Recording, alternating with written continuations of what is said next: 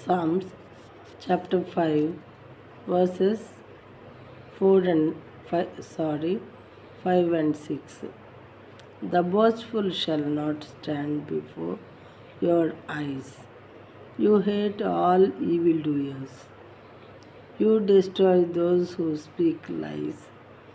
The Lord abhors the bloodthirsty and deceitful man. డాంబికులు నీ సన్నిధిని నిలువలేరు. పాపము చేయు వారందరూ నీకు అసహ్యులు. అబద్ధమాడు వారిని నీవు నశింపచేయదు. కపటము చూపి నరహత్య జరిగించు వారు యెహోవాకు అసహ్యులు.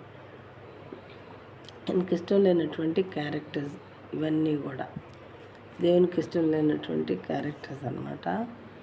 అయితే ఒకటి మనం ఆలోచించాలి ప్రియమైన వాళ్ళారా, మనం మన బాబుని తీసుకొని రోడ్డు మీద నడుస్తూ వెళ్తున్నాం అనుకోండి, వాడు కనపడిన మనిషినల్లా డాడీ డాడీ అని పిలిస్తే మరి అసలు డాడీ అయినటువంటి మీరు ఎలా ఫీల్ అవుతారు? అసలు డాడీ అయిన నీవు ఎలా ఫీల్ అవుతావు? లేదా లేడీ అయితే కనపడిన వాళ్ళల్లా మమ్మీ మమ్మీ అని నీ బిడ్డ పిలుస్తూ ఉంటే నీవెలా ఫీల్ అవుతావు? మనం ఆలోచించాలి. అలాగే దేవుడు అనేవాడు, దేవుడు అనే ఒక ఆయన ఉంటారు. మరి సూపర్ న్యాచురల్ పవర్ దేవుడు అనే ఒక ఆయన మనల్ని సృజించినటువంటి సమస్త సృష్టిని చేసినటువంటి ఒక ఆయన ఉన్నారు. ఆయన ఎవరో ఏంటో తెలుసుకోకుండా మరి మనం పరలోకానికి లేదా స్వర్గానికి వైకుంఠానికి వెళ్ళలేము. మన కంఠంలో ప్రాణం ఉండగానే ఆయన ఎవరు అనేది సత్యాన్వేషణ చేసి తెలుసుకోవాలి ప్రియమైన వాళ్ళ. ఆఫ్టర్ ఆల్ ఒక హ్యూమన్ బీయింగ్ అయినటువంటి మనమే మన బిడ్డ వేరే ఎవరినో తండ్రి నాన్న అని పిలిస్తే తట్టుకోలేమే. మరి సృష్టికర్త అయినటువంటి ఆ దేవుడు మరి మనం కనపడిన ప్రతిదాన్ని, ఆయన సృష్టిలో ఉన్న ప్రతి వస్తువుని దేవుడు అని పిలుస్తూ అసలు దేవుడు అయినటువంటి ఆయన్ని పట్టించుకోకుండా ఉంటే ఆయన ఎంత అల్లాడిపోవారుగా, ఎంతగా మరి బాధపడేవారుగా ఉంటారు. ఈ చేతిలో బిడ్డ అలా పిలిచినప్పుడు తండ్రి తల్లి ఎలా ఫీల్ అవుతారు? అంతకన్నా ఎక్కువ ఫీల్ అవుతారు కదా దేవుడు సృష్టికర్త అయిన తండ్రి. అందుకని అబద్ధం ఆడు వారిని నీవు నశింపచేయదు.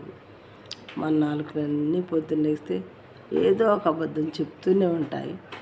అలా జరగకుండా మనం కంట్రోల్ చేసుకోవాలి. కపటము చూపి నరహత్య జరిగించేవారు యెహోవాకు అసహ్యులు.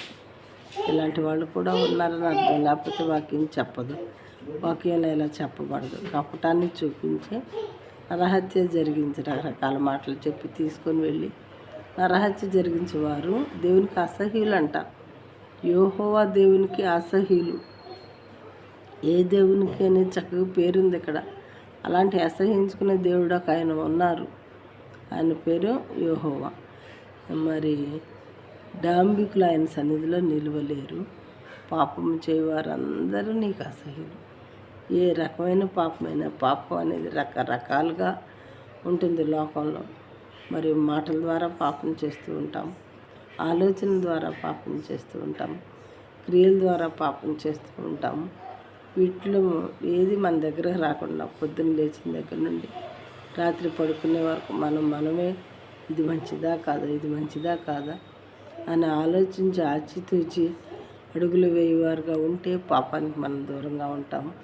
అంతేగాని ఏమాత్రం ఆలోచన లేకుండా మనకిష్టమైన పనులన్నీ చేస్తూ ఉంటే దేవుడు మనల్ని ఖచ్చితంగా శిక్షించేవారుగా ఉంటారు, మనల్ని అసహించుకుని వారుగా ఉంటారని ఇక్కడ రాయబడినది ప్రియమైన వాళ్ళారు. మన క్రియలు ఎలా ఉన్నాయి, మన ఆలోచనలు ఎలా ఉన్నాయి, మన మాటలు ఎలా ఉన్నాయి, ఎవరికి వాళ్ళమే పరీక్షించుకొని సెల్ఫ్ అసెస్మెంట్ చేసుకుంటే అలాంటివి లేకుండా చూసుకొని మరి మంచిగా జీవించడానికి అవుతుంది. దేవునికి ఇష్టమైన ప్రజలుగా జీవించడానికి అవకాశం ఉంటుంది.